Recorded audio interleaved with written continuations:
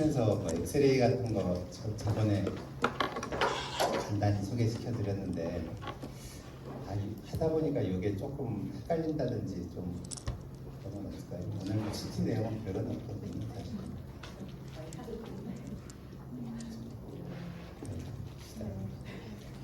교수님, 저희 엑스레이 그 L튜브 덕분에 조금 더 자신 있게 보게 됐는데요. 개인적으로 유머스렉스 좀 한 번 더 말씀해주세요. 뉴머스렉스 혹시 최근에 뉴머스렉스 생기신 분 있나요? 당신 오늘 하셨는데 부당식 예? 그런가?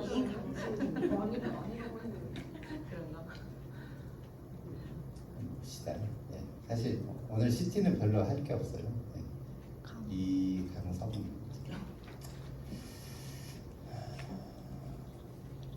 네, 식사하시고요. 네.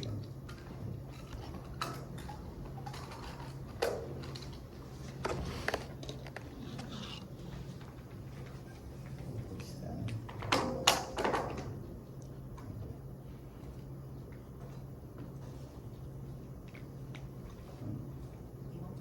용술수 맞나요? 아니요 죄송해요. 이번에 뭐지?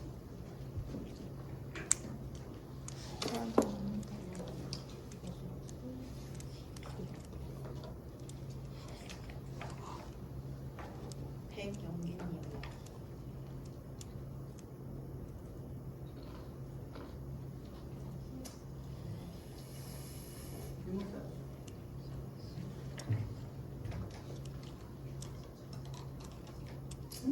제가 달달.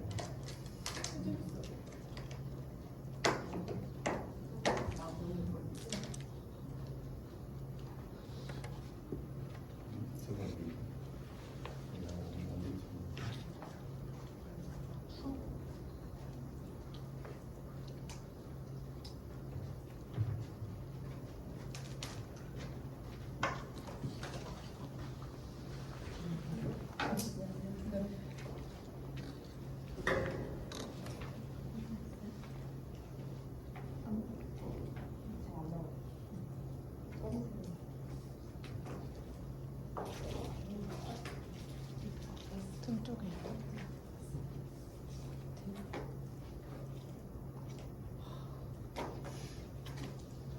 이건 어떻게 좀 궁금하신 거죠? 저기가 저기 이쪽이 지금 아마 요 시간상으로 보면 네, 이게 새벽 4시고요. 이게 아침 8시에 찍었고 10시에 튜브를 넣었네요. 순서를 냅시다. 네. 근데 여기서 뉴모스렉스가 혹시 안 보여서 그러신 건가요?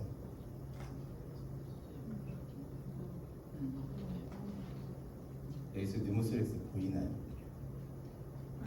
안 보여요. 네, 보이지 않습니다. 보이지 않는데 CT를 찍었어요. 여기서 이제 좀 라인으로 의심할 만한 거는 별로 없는 것 같아요. 이 사진을 보고 뉴모스렉스라고 해서 그러지 않고요. 다만 이제 아주 작은, 그러니까 이걸 알고 하니까 그런 거예요. CT를 찍으면 이렇게 에어가 보이죠. 네, 굉장히 얇은 층이고요.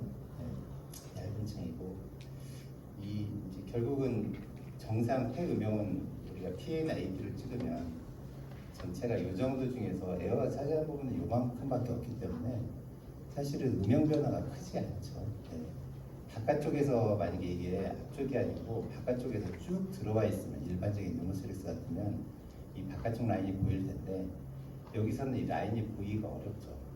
여기가 뒤에는 붙어 있으니까.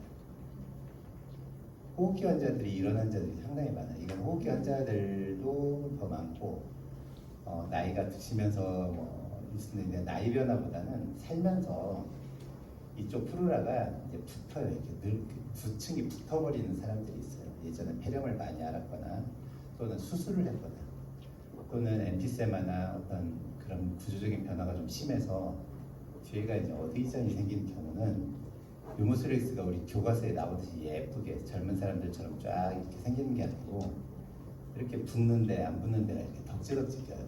상당히 어렵죠. 이거를 역으로 추정해 보면 힌트는 요거 하는 것 같아요. 여기 선이 보이는데 이쪽에 지금 살짝 보이고 있거든요. 네, 물론 이걸 보고 아이고 뉴모스렉스다 이거 뭐 맞춰야 된다는 거 아니고요. 네, 알 수 없어요. 네. 근데 아마 CT를 찍어서 했을 거예요. 이분은 이제 고민을 했겠죠. 튜브를 넣을까? 보통 양이 뭐 정량을 해서 15% 미만이면 그냥 산소적으로 기다려볼 수도 있거든요.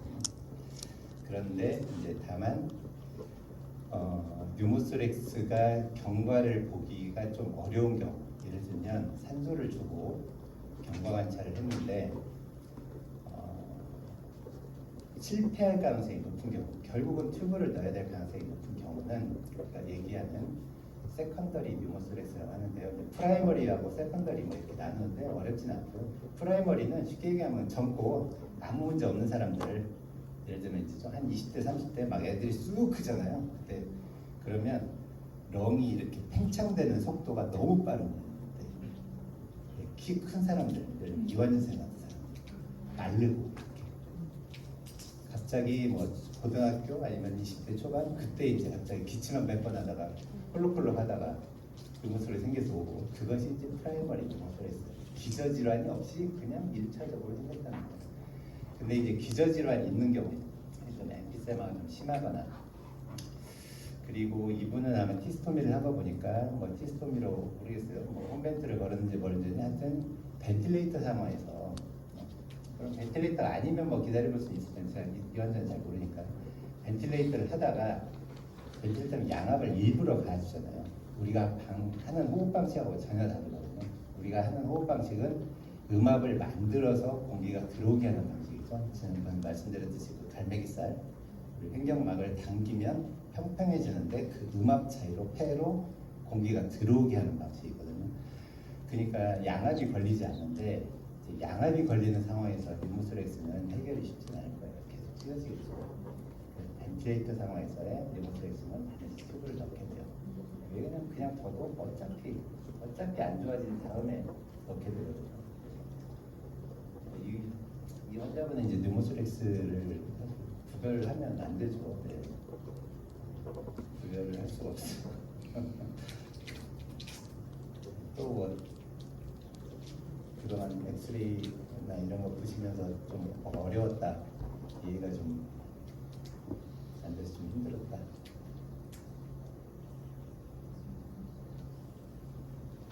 뉴모스렉스 자체가 좀 어려우세요?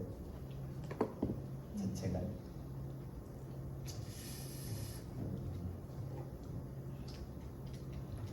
글쎄요. 케이스가 그러니까 이 호흡기 환자들은 뉴모스렉스가 기본적으로 어렵다는 생각을 가지고는 있어야 돼요. 왜냐면 아까 얘기했듯이 구조적인 변화가 너무 많거든요.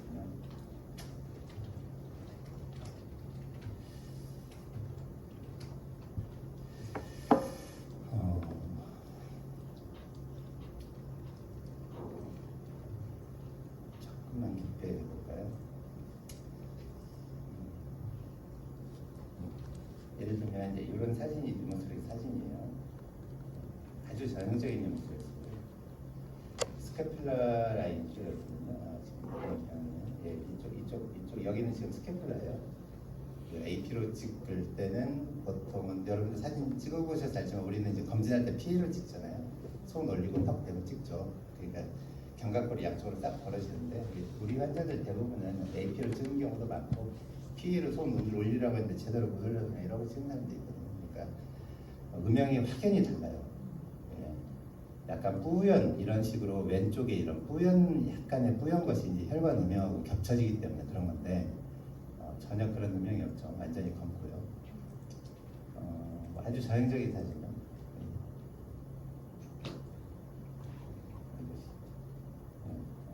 좀 작네요. 네, 여기 보면 좀 크면 좋겠는데 이렇게 라인이 형성되고 공기 라인은 혈관이 전혀 없기 때문에 그냥 공기만 보이는 거예요. 공기만 혈관이 없기 때문에. 그리고 또 하나 또 마찬가지인데 이건 정말 애기 사진인데요. 그리고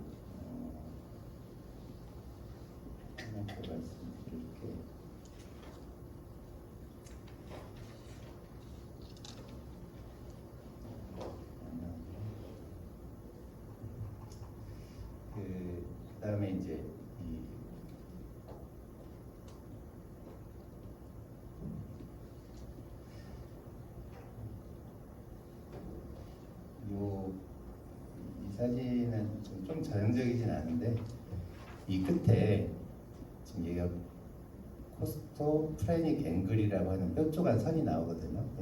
예를 들면 이 표정에 차면 이것이 이제 둥글게 말리겠죠. 그게 물이 고이니까. 물론 사진 찍을 때 얘기해요. 그런데 공기가 차면 이 사이에 공간으로 쭉 밀고 들어가요. 이렇게. 왜냐하면 우리 새 부리처럼, 앵무새 부리처럼 쭉 밀고 들어오는 현상이 이렇게 일어날 수 있어요. 그래서 처음 평상시 보는 것보다 너무 뾰족하게 검정 음영이 완전히 내려오는 경우도 있고요. 양이 적을 때 그런 경우가 좀 보여요. 아마 나중에 보시면 유머스렉스 환자들 이제 튜브 넣고 다 그냥 금방 좋아지면 모르지만 자꾸 세 가지로 공기가 계속 차이는 경우가 있거든요. 가끔 보시게 될 거예요.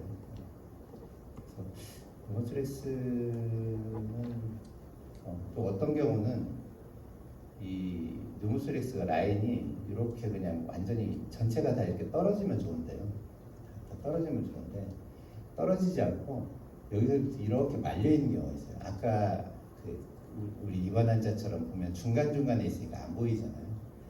그러니까 보이는데 안 보이는데 보이는데 안 보이는데 해서 이상한 라인들이만 보이는 경우가 있어요. 그거는 어려워요. 그거는 많이 보셔봐야 아는 거거든요. 그러니까 우리 전공의생들은 잘 구별 못해요.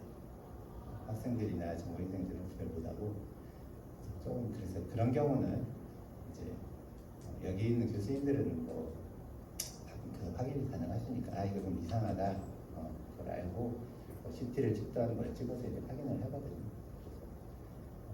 호흡기 환자들이 이렇게 프루라와 비세라프라, 파리스프라 오디션이 있어서 조금 구별이 어려운 경우가 있고 배가 부는 평상시 어제 사진과 오늘 사진이 너가 뭐 많이 이상하다 그러면 그 음영이 막 좀 어두운 음영이 좀 보인다 그러면 한번 이제 말씀을 드리고 연락을 드려서 확인을 받는 그런 상황이 좀 필요할 것 같습니다.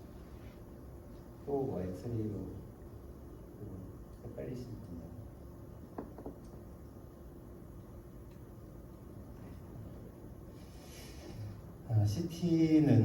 CT는 간단히 할게요. 뭐 제가 CT를 처음부터 끝까지 여기서 판독을 해서 아니기 때문에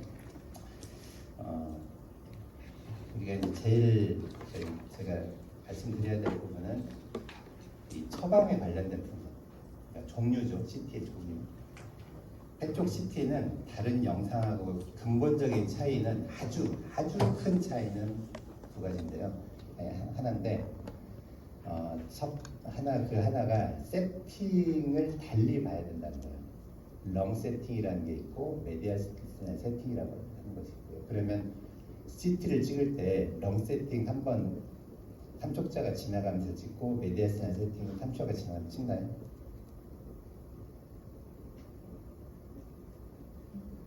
혹시 HRCT 찍어보신 분 있어요? 한 번만 지나가요. 한 번만. 그러니까 복부 CT 있잖아요. 복부 CT.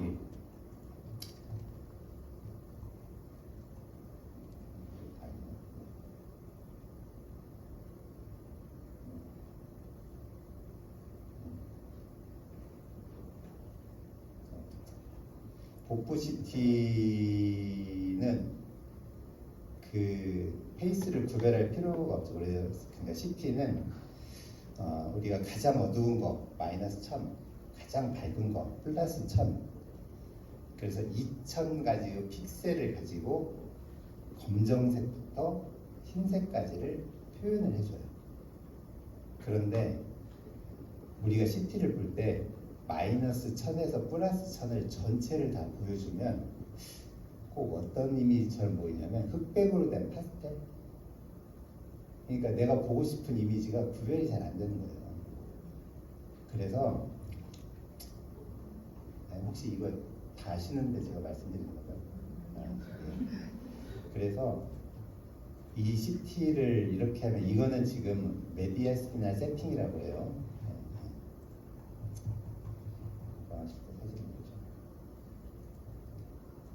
건강하시지 않은 것 같아요. 예, 이게 메디아스나 세팅인데요. 예, 그 어두운 데가 마이너스예요. 마이너스가 마이너스로 갈수록 어두워요.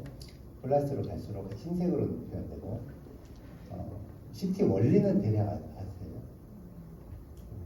원리? 네. 원리는 마방진하고 좀 마방진? 예를 들면 여기에서 100이라는 빔을 줘서 통과를 시켜요. 또 이렇게 이제 계속 이제 돌아가면서 보통 통과를 시키죠. 그러면 여기서 100이라는 것을 했더니 여기에 예를 들면 30이 왔어요. 그럼 70이 흡수가 됐죠. 흡수된 양을 표시를 해요. 70. 요 각도로 했더니 뭐 55. 흡수된 양을 각각 표시를 해요. 이 안에 있는 성분은 뭐 다양하게 섞여 있으니까 뭐 거기에 대한 값이 나오겠죠. 그래서 이 주변에 이걸 이렇게 쭉 원형으로 해서 각각의 흡수된 양이 쭉 표시가 된 상태에서 이 안에 픽셀을 교집합을 해가지고 맞추는 거예요. 수학으로 계산할 수 있어요. 우리가 예를 들면 3 곱하기 3 3에서 각각의 뭐 예를 들면 더하기를 해가지고 어떻게 할까 우리 어렸을 때 뭐 진짜 할멈대들이 그런 거 많이 했잖아요. 그런데 이거를 갖다가 쭉 해가지고 수만 개를 가지고 여기다 쭉 값을 표현해주고 가운데를 정확히 교집합을 해서 맞춰서 계산할 수 있어요. 계산하는 방법이 있고요. 사람이 계산하면 한 CT 하나당 300년 정도면 한다고 하는데 근데 그거를 컴퓨터가 해주는 거죠. 그리고 MDCT라고 하는 거예요. 우리가 흔히 MDCT 하면 이네스 CT로 잘못 오인을 하죠. MDCT는 MD라는 거는 멀티 디텍터, 멀티 디텍터 로우거든요. 그러니까 디텍터가 예전 같으면 하나 쏘고 하나 받고 하나 쏘고 하나 받고 하나 쏘고 하나 받고 해가지고 어쨌든 값만 표시해 주면 돼요. 얼마나 흡수되는가를 내가 디텍터 하나 돌아가면 되죠. 그러면 저 전공일 때 디텍터가 4개, 8개였는데요. 예를 들면 하나라고 보죠. 지금은 뭐 256, 510 뭐 이러니까. 그러면 한 단면을 구성하려고 그래요. 그러면 숨 들이마시고 숨 참으세요. 한 바퀴 돌아갈 때 숨 참아야 돼요. 그다음 숨 쉬고 그다음에 다음으로 넘어가요. 한 2mm 또 쭉 넘어가고 그렇게 해서 여기 찍으려면 30cm면 2mm짜리를 하면 150개를 해야 되잖아요. 150번 숨을 참았다 내셨다 그리고 숨을 들이는 양에 따라서 다 이상하게 조금씩 뭐 안 맞는 거고. 그래서 그 이후에는 디텍터가 4개, 8개로 바꾸면서 쭉 돌아가고 그 다음하고 쭉 돌아가고. 근데 기술이 발전되면서 연속으로 그냥 움직여버리는 거예요. 쭉 그냥 움직여요. 그러면 약간의 이런 회전과 같은 나선형의 이미지가 생기겠죠. 그걸 컴퓨터가 보정을 해버리는 거예요. 계산은 어떻게 뭐 속도랑 해가지고 보정을 해가지고 플랜으로 만들어요. 지금은 256 그러니까 예를 들면 4 디텍터 4개가 쭉 돌아가고 그 다음 돌아가고 그 다음 돌아가고 이렇게 돌아가면 예전에는 HRCT를 풀 이미지를 할 수가 없었어요. 왜냐면 HRCT를 여기 하나 찍고 여기 하나 찍고 여기 하나 찍고 할 때 숨을 한 1분 30초 정도 참아야 되거든요. 1분 30초 참으면 죽죠 다 죽죠. 근데 지금은 256이니까 510인가 잘 모르겠어요. 디텍터가 워낙 많다 보니까 HLCT 찍어보시면 알지만 여기서 그냥 끝까지 가는데 5초, 7초 이 정도면 다 돼요. 그래서 어쨌든 그래서 이제 이게 그래서 보통 MDCT 찍었습니다. 그러면 HRCT도 MDCT고요. 너니는 CT도 MDCT고요. 다 MDCT예요. 지금 우리는 다 멀티 디텍터를 쓰니까.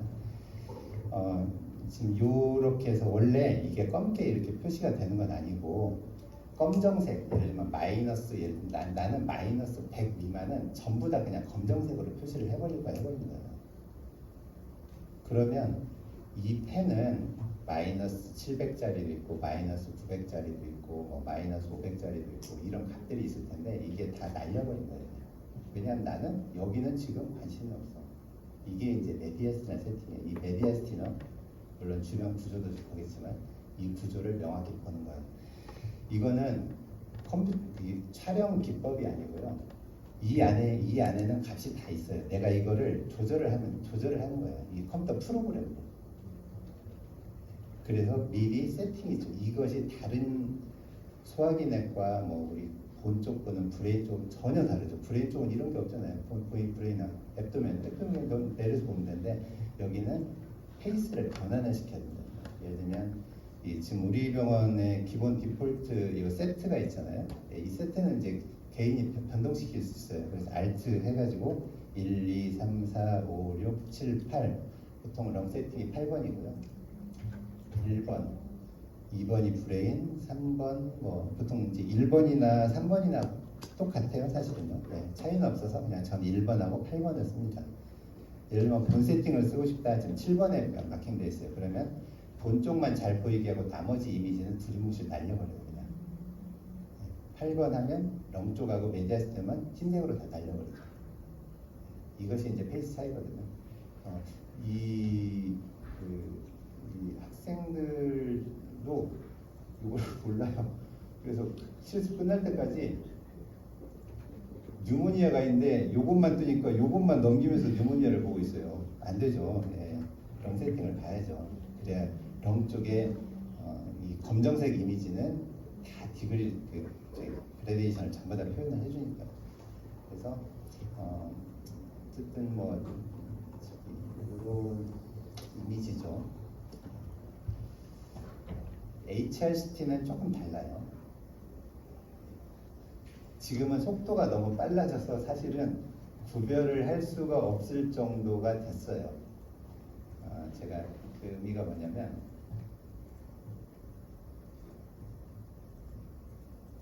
지금 뭐 아실 건 없는데 이거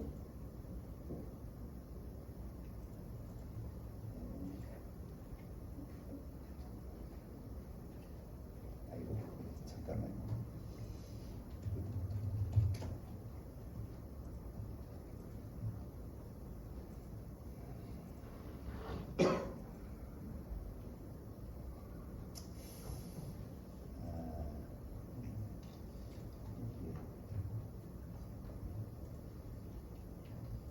영상학과에서 최근에 이미지를 그냥 셀렉션해서 보내주기 때문에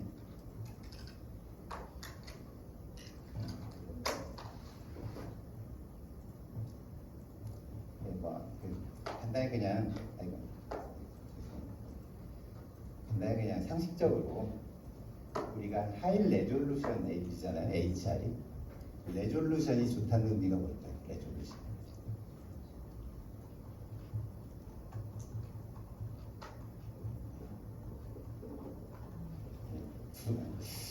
그러니까 지금 워낙 HRCT가 지금 좋아져가지고 사실 구별이 안 되는데요.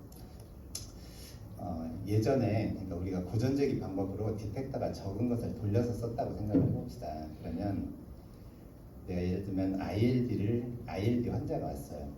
ILD 환자가 왔는데 ILD는 이쪽 로어 베이살 쪽에 보통은 섬유화가 진행이 되잖아요. 위쪽보다도 뭐 위쪽이 될 수도 있는데 하여튼 그거를 보려고 하는데 CT의 원리는 아까 디텍터가 쪽으로 빔을 쏴서 디텍터가 받는다고 했죠. 그 디텍터가 그러면 정말 우리가 막 칼날처럼 이렇게 자른 이미지를 보내주느냐? 그러지 않아요. 예를 들면 내가 2mm를 자르겠다. 그럼 2mm 두께의 빔을 보내는 거야. 5mm를 자르겠다. 그럼 5mm 두께의 빔을 보내는 거야. 왜 이래야 되냐면 예를 들면 내가 5mm 간격으로 하는데 5mm 간격으로 정말 샤프한 빔을 찍어서 그거를 받으면 그 단면의 해상도는 굉장히 올라갈 거예요. 왜냐하면 다른 그 이미지가 없으니까. 그런데 그렇게 하면 예를 들면 그래서 내가 여기서 여기까지 한 50개의 슬라이스를 구성해서 CT를 보내줬어요. 그러면 문제가 뭐냐면 상은 정확히 빔이 통과하니까 그 플레인을 명확히 알려줄 수 있지만 그 중간 사이에 있는 것은 알 수 있는 방법이 없어요. 예를 들면 5mm와 5mm 플레인 사이에 2mm짜리 누들이 있으면 누들은 안 보이는 거죠. 그러니까 놓치죠. 네. 그래서 일반 CT는 그렇게 보내지 않아요. 그냥 5mm로 보내요. 그러면 상이 뭉개지죠. 그러니까 쉽게 얘기하면 우리가 CT가 내 몸을 정확히 그 자리를 자르는 이미지가 아니고 5mm 고기판을 떠요. 이렇게 이쪽에 고기판을 떠서 프레스로 꽉 압착해가지고 한 평균 이미지를 보여줘요. 그게 일반 CT예요. 왜냐하면 중간중간에 있는 걸 놓치면 안 되니까. 그래서 이런 경우가 생기죠. 아주 극단적으로 1cm짜리 아주 옛날 시절 1cm짜리를 보냈다고 합시다. 그 다음 플레이인데 1cm짜리예요. 근데 5mm짜리가 중간에 걸쳐 있어요. 그러면 이게 걸친 이미지가 애매하게 뿌옇게 보입니다. 그냥 평균값이니까. 원래 크기보다 좀 커 보일 수도 있고 작아 보일 수도 있고 원래는 마진이 이랬는데 마진이 흐릿하게 보일 수도 있고 평균값이니까 이런 건 이제 파샤블링이 들어가고요. 외부 병원에서 막 3mm 요즘 3mm로 막 보내주는 병원이 있거든요. 좀 옛날 CT 그 CT 보면 상이 약간 흐리죠. 크기도 좀 왔다 갔다 하는 것 같고. 예. 그런데 우리가 가끔은 그 완전한 평면을 정말 샤프 빔을 확인하는 게 유리할 때가 있어요. 아까 얘기했던 ILD 같은 경우. 우리가 ILD 같은 경우나 그 렁의 이미지 구조를 정확히 좀 파악을 해야겠다. 그러면 뭉개지면 안 좋잖아요, 부위가. 그럼 샤프하게 쫙 그 빔만 쏴주면 돼요. 다른 데는 놓쳐도 상관없잖아요. 기본 이미지를 일단 하나를 해놓고 그 다음에 그건 내가 알고 있고 그 자리만 정말 얇은 빔, 뭐 샤프한 빔으로 단면만을 보고 내가 그 위치를 파악하겠다. 그런 상황이 HRCT예요. 하이 레졸루션 CT. 그러니까 예전에는 HRCT 처방을 내면 지금은 HRCT 처방이 그냥 위에서부터 쫙 한꺼번에 나오니까 똑같잖아요. 그런데 옛날에는 디텍터가 제가 느렸다고 했죠. 그러니까 여기만 찍어주세요 이렇게 했어요. 아래 한 5cm만 대충 듬성듬성 최대한 찍어주세요. 많이 찍으면 좋죠. 환자가 숨 오래 차. 근데 숨을 잘 못 참잖아요. 숨이 차고 그러니까 전체를 찍을 수가 없는 거예요. 전체 찍으려면 나눠서 찍어야죠. 여기 찍고 좀 쉬었다 하죠. 숨 좀 모르시고 그 다음 찍고. 근데 지금은 속도가 워낙 빠르니까 그 이미지를 구성할 수가 있어요. 제가 2개 보여드리거든요. 요거는 일반 CT예요. 일반적으로 지금 우리가 2mm를 주는데 그냥 2mm가 플레인으로 다 떠 있어요. 2mm 포가 다 떠 있는 거예요. 평균이에요. 요거는 HR이에요. 구별 잘 안 되죠. 네. 요게 훨씬 세밀한 영상이라고. 하지만 우리가 눈으로 보기는 약간 부드러운 이미지가 좋아요. 중간중간 놓치죠. 그래서 지금은 사실은 별 구별이 없어져 버린 현상이 디텍터가 너무 빨라져가지고 기술이 좋아져가지고 그런데 기본적인 개념은 이래요. 그래서 항상 이제 령 세팅 뭐 바꿀 때 이제 메디아스나 세팅을 이렇게 바꿔서 보기도 하고요. 뭐 이멘스트나이든 여기서 이제 림프노드도 봐야 되고 령 세팅에서 느모니아나 뭐 느모스렉스나 이렇게 봐야 되고 여기 메디아스나 세팅은 뭐 이퓨전 보기는 쉽겠죠. 검정색이 다 잘 나가니까. 그리고 이제 이넨스는 이넨스 CT는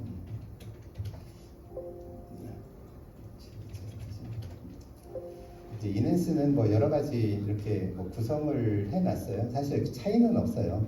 차이는 없고요. 이제 잘 아시겠지만 뭐 조영제 쓸 때 우리 이제 메폴민 계통 당뇨하고 뭐 3일 전 정도 아닌가요? 지금 3일 맞나요? 이틀 전인가요? 네, 메폴민 옛날에는 저 전공의 때 별로 신경 안 썼던 것 같아요. 그런데 이제 그 이후에 메폴민이 결국 조영제가 어큐트 키드니 인저리를 일으키는데 그게 때로 치명적이거든요. 항상 문제가 되고요. 크레아틴이 좀 애매한 경우 어떻게 할까 항상 고민이고요. 가장 많은 일이 발생하는 것이 이제 심장 수술 후에. 그래서 심장 수술의 그 모탈리티가 어큐트 키드니 인저리하고 연관이 되는데 그럴 때 이제 조형 CT를 찍게 되면 더 리스크가 올라가겠죠. 그래서 어쨌든 이런 이제 조영제 사용하기 전에 메폴민 복용하고 있으면 이제 이틀 전에 중단시키는 거 좀 중요해요. 놓치면 좀 문제가 좀 됩니다. 근데 이제 만약에 크레아틴이 한 1.2, 1.3, 크레아틴 클리어런스가 뭐 50, 45, 뭐 이 정도 왔다 갔다 초기이고 찍긴 해야 되는데 예를 들면 우리가 펄머리 슬로프 엠볼리즘을 구별한다든지 할 때 찍기는 해야 되겠는데 다른 대안은 없을 것 같고 한번 찍어보자. 그러면 이제 찍고 나서 기도하느냐, 뭔가 해줘야겠죠. 우리가 하는 방법이 가장 중요한 것은 하이드레이션. 전후로 하이드레이션을 하는 이유는 일단 소변을 많이 보게 만드는 것이 제일 중요한 목적 같아요. 그래서 한때는 하이드레이션 플러스 라식스도 써봤죠. 네, 근데 오히려 라식스가 디하이드레이션 되는 거 그런 별로. 그래서 그냥 충분히 하이드레이션 시켜주고 좀 희석시킨다, 뭐 그런 개념으로 일단 이해를 하면 될 것 같아요. 뭐 약은 없을까 해서 스파탐, 지금 우리 상품이 뭐로 하죠? 뮤테란 하여튼 스파탐. 네, 그래서 200ml 원래 한테 200ml짜리인데 앞뒤로 600ml 먹이는 거 몇 개 연구가 돼 있고요. 제가 아는 큰 연구는 4개인데 3개는 더 효과 없어. 하나는 효과가 좀 있는 것 같은데. 근데 그러면 써도 되고 안 써도 돼요. 왜냐면 효과가 입증이 된 게 불확실하거든요. 근데 그냥 써요. 왜 그럴까요? 뮤테란 일단은 부작용이 없어요. 부작용이 없는 약이에요. 속만 조금 쓸리잖아요. 새끼하는 부작용이 없고, 그 다음에 내가 환자를 위해서 아니, 우리 임상 연구라는 것은 평균적인 거지. 그 사람 도움 될 수도 있잖아. 부작용도 없는데. 그럼 주는 거지. 여러분들 우리가 비타민 먹는 사람들이 매일매일 효과 측정하면서 비타민 먹는 거야. 오늘 그날 내 마음이 편하면 비타민 먹어도 되는 거죠. 네. 그래서 그러듯이 일단 주는 거. 하지만 그거는 내가 잊어버릴 수 있지만 하이드레이션은 절대 잊어버리면 안 되고 메폴민 잘 확인하셔야 되고, 그 다음에 이제 처방 중에서 이부스 CT라는 처방이 있어요. 네. 꼭 필요하진 않고요. 혹시 최근에 찍으신 분 있으실까 모르겠네요. 이부스 CT. 이거 중요한 건 아닌데 한번 좀 찍으시고. 잠시만요.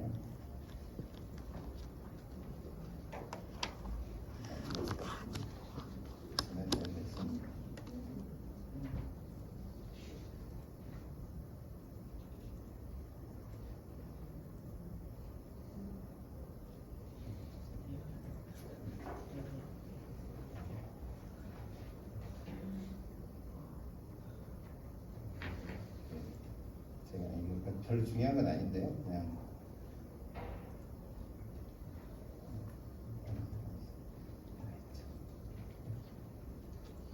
이부스 CT로 내주시면 그래도 하나 보여드렸으면 좋겠네요.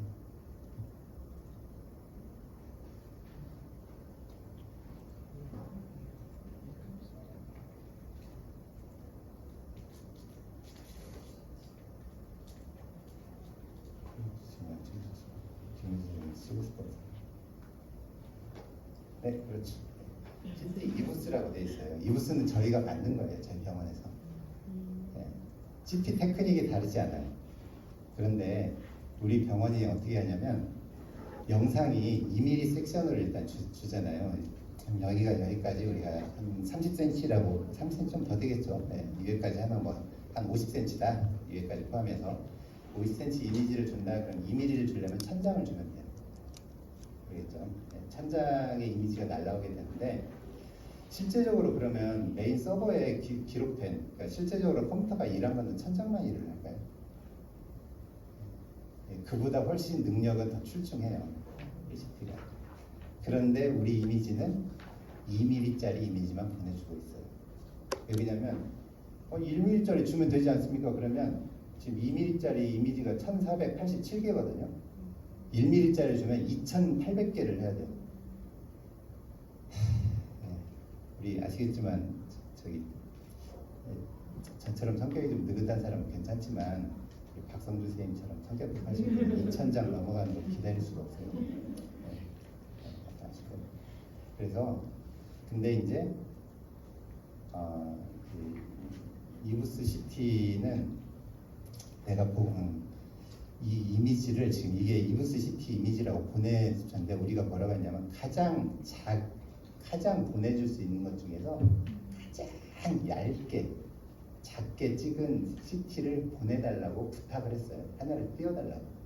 이게 지금 한 750에서 850 사이 마이크로미터, 그러니까 0.7에서 0.8mm. 그러면 제가 이제 시술을 할 때 기관지 브론키올을 다 확인을 해서 그 라디아리우스를 들어가야 되는데 그걸 평가하기가 좀 쉬워져요. 대부분은 크기가 크면 뭐 큰 차이는 없어요. 근데 혹시나 이런 경우에 보내주시면 좋을 것 같아요. 어차피 영상 기법은 똑같아요. 뭐 수가 다르지 않을 걸로 잘 알고 있고 뭐 달라도 별 차이 안 났을 거예요. 어차피 상 보내주는 이미지니까. 예를 들면 좀 넉넉히 잡을까요? 예를 들면 3cm 미만의 럭매스로 왔어요. 3cm 미만의 럭매스. 그런데 이 환자 눈치 보니까 라디알 보내주는 의뢰할 것 같아요. 근데 CT 한번 찍어야 돼요. 그러면 여기 이부스라고 해가지고 찍어주시면 다음에 하기가 굉장히 편합니다. 이넨스만이 아니에요. HRC도 있어요. 더니넨스, 이넨스. 그러면 반드시 필수적인 건 아닌 것 같은데 조금 도움이 될 때가 있어요. 페리페랄 끝에서 브론키올을 내가 어디를 셀렉션해야 된다. 왜냐면 두껍게 하면 뭉개져 버리니까 그 다음이 잘 안 보이거든요. 특히나 엠피세마 심하거나 그런 안 좋으신 분들은 이 CT를 보내주면 한 세 번째, 네 번째 브랜치에서 그쪽 기관지 브론키올이 싹 보이는 경우가 있어요. 아주 도움이 되죠. 안에서 막 헤매지 않고 물으면 막 이리도 넘고 저리도 넘고 다 해야 되는 거죠. 그래서 이 CT 테크닉이 하나가 있고요. 그 다음에 PT는 이제 펄머리 스롬보 엠볼리즘을 보겠다. 똑같이 이넨스인데 우리가 이넨스 때 주사액이 이제 몸을 돌잖아요. 처음에는 이제 베인 쪽으로 가니까 처음에 쭉 올라가서 SVC로 내려간 다음에 라이트 벤트리클 가서 라이트 아이트리움 벤트리클 가서 펄머리 아트로 날아가서 전신을 돌게 되죠. 일반 조형 CT는 그냥 내가 에올타 그러니까 이제 물론 프로토콜이 있을 거예요. 제가 정확히 이제 우리 방송 기사님들이 잘 아실 텐데 뭐 에올타 넘어가서 이제 렁 펄머리 베이 쭉 넘어가서 하여튼 돌린 다음에 쭉 조형이 다 돼서 그때를 딱 이미지를 보내주면 될 거예요. 조형지를 쓴 다음에 좀 기다려서. 근데 펄머리 스롬보 엠볼리즘을 봐야겠다. 그럼 펄머너리 아테리를 쫙 지나가는 데를 봐야겠죠. 그러니까 조금 빨리 찍어요. 왜냐면 일반 CT에서는 펄머리 아테리를 지나간 그런 조형제가 이제 다시 레프트 벤트리클로 돌아와서 전신으로 퍼진 상태로 보이기 때문에 가끔 펄머너리 아테리 조형이 좀 빠지고 있을 때가 잘 보이죠. 그러면 큰 데는 상관이 없는데 펄머너리 아테리 큰 데는 뭐 스롬보 엠볼리즘 구별이 어렵지 않은데 작은 브랜치로 갈 때 작은 브랜치가 잘 안 보이는 경우가 있어요. 타이밍, 그러니까 그거는 타이밍을 맞춰야 되는데 개인차가 좀 있어서 어떤 사람은 좀 타이밍이 맞아가지고 잘 보이는 사람, 어떤 사람은 잘 안 보이는 사람. 물론 이넨스 CT로 구별을 할 수 없으니까 그러면 큰 혈관은 구별이 되는데 작은 혈관을 가끔 놓쳐요. 실제 그게 조금 어떤 환자 치료에 키가 되는 경우가 좀 있어요. 이런 디스니아를 봤는데 PT는 뭐 일반 기본 CT나 외부병원 CT에도 괜찮게 나왔어요.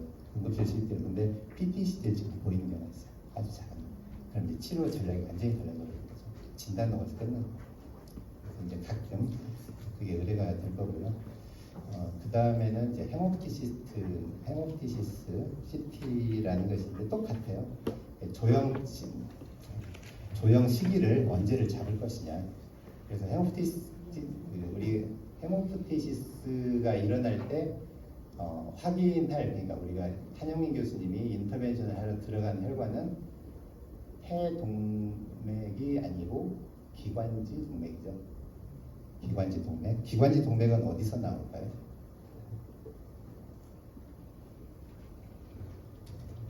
브론키알 아테리거든요. 그래서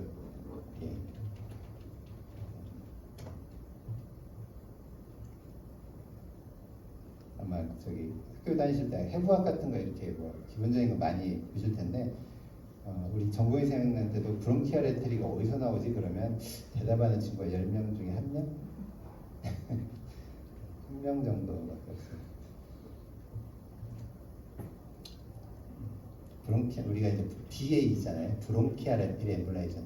펄모너리 아테리 엠볼라이제이션 하려면 어떻게 해야 될까요? 만약에 한다면 어떻게 하냐면 우리 심장 그 코로나리 하듯이 베인으로 들어가서 그러잖아요. 펄모너리 아테리는 라이트 벤트리클 나오잖아요.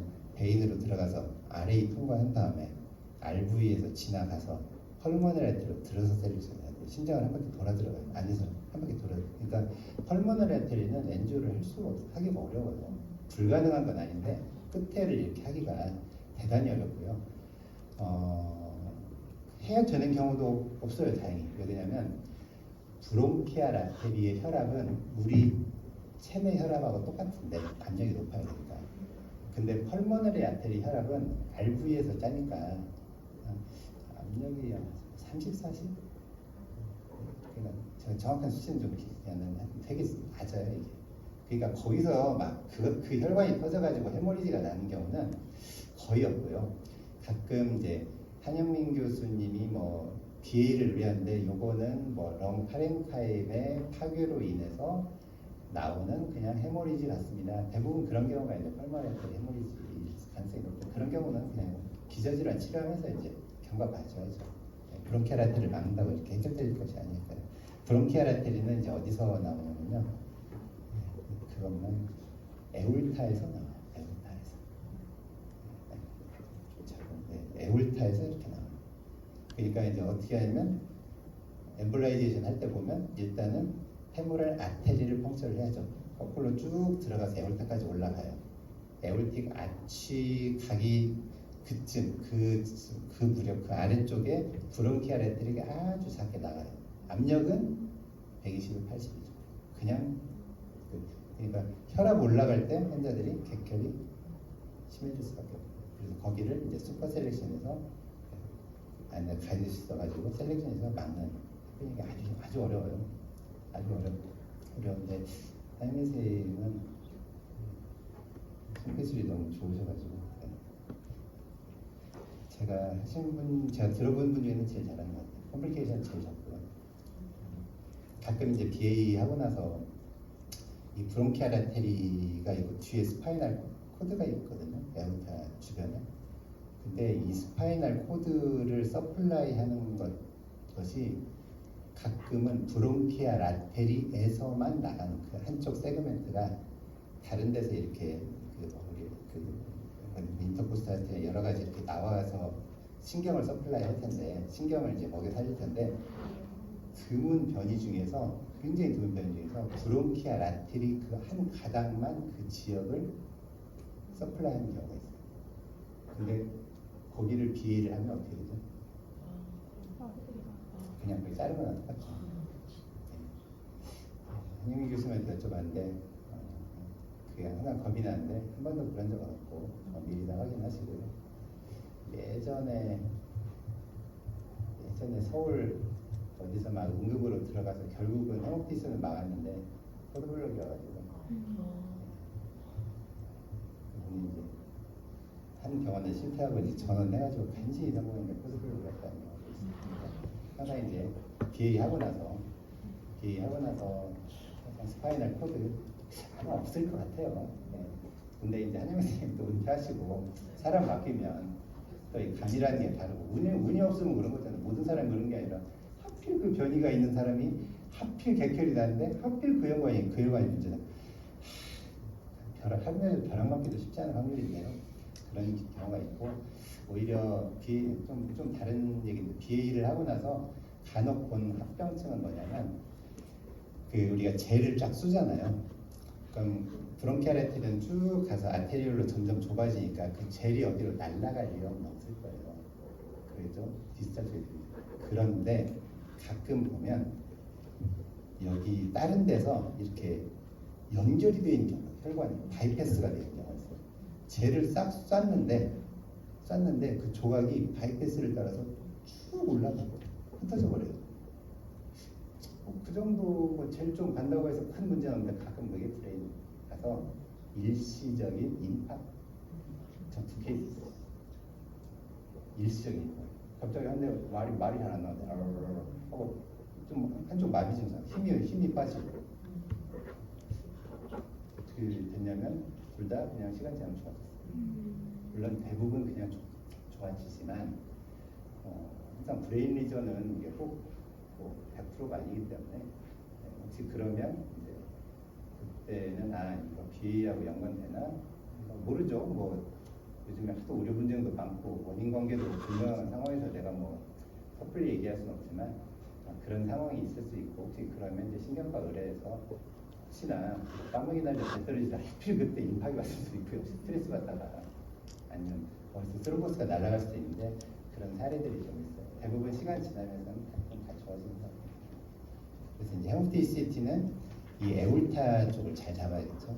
에울타 쪽에서 나오는 브론키알 아테리를 잘 잡아야 되는 시기이기 때문에 여기서 조영제를 쓰면 한 바퀴 돌아서 이제 렁 지나가가지고 LV 지나서 에울타 딱 넘어갈 때 그 시기가 대충 몇 초 정도 되겠다 해가지고 하면 잘 잡을 것 같아요. 좀 정확한 테크닉은 시간을 어떻게 잡는지는 제가 잘 모르겠고요. 기사님들이 워낙 전문 분야셔서 제가 이제 타이밍을 잡는 테크닉에 따라서 이제 시스템을 다르다. 그리고 나서는 뭐 별거는 없는 것 같아요. 혹시 또 제가 CT는 오늘 뭐 이렇게 다른 판독이나 이런 거는 따로 안 하긴 했는데 혹시 좀 뭐 기대하셨던 거 있으실까요? 오늘은 그냥 기본적인 원리들 주의할 거.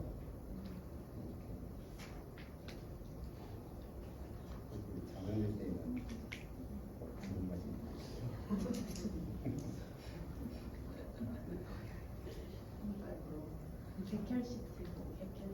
네. 헤어테이스는 아까 에울타에서 브론키알테 넘어갈 때 그 타이밍을 언제 시간을 잡아서 보내주느냐 그 영상이거든요. 그러니까 PTCT는 쉽게 말하면 펄모너리 아테리를 조영제가 지나갈 때 하는 시간을 우리가 경험적으로 알 수 있을 거 아니에요. 사진 찍을 때. 그리고 헤모피시티는 아까 그 브론키알 아테리, 에울타 쪽, 에울타 그러니까 그 헤모피시티 찍으면 그 에울타 조형이 정말 잘 돼 있어요. 그리고 이제 가끔 그 혈액 순환의 빠르기나 이런 것 때문에 조금 뭐 차이가 있어서 좀 놓치고 그런 경우가 있어서 어떤 경우는 뭐 우리 최근비 교수도 이래요. PTCT라고 찍었는데 왜 이 모양으로 찍었지 막 그런 경우가 좀 있어요. 근데 그거는 고유의 어떤 시간을 재서 몇 초 조형제 쓰고 몇 초부터 쫙 지나가요 이렇게 하는 거여서 뭐 일부러 그러지 않았을 것 같고요. 환자의 편차가 좀 있지 않을까 저는 생각합니다. 근데 이제 잘못 찍었다고 다시 찍기가 좀 그러잖아요. 조영제가 양이 너무 많아지니까. 그래서 뭐 결국은 똑같은 이넨스 시트예요. 이넨스 시트인데 뭐를 더 잘 보이게. 그러니까 우리가 이제 사진을 찍으면서 예전에는 이넨스 시트, 넌 이넨스 시트, HR 시트 이렇게 세 종류 있었거든요.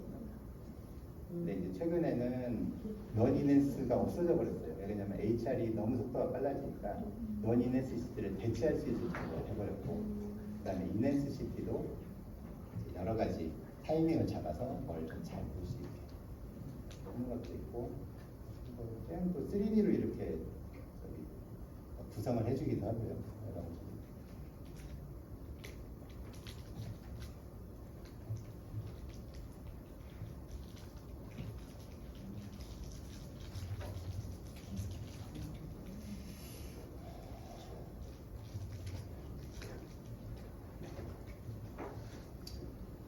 이건 하지 맙시다. 네, 끝냅시다. 네. 다음에는 결핵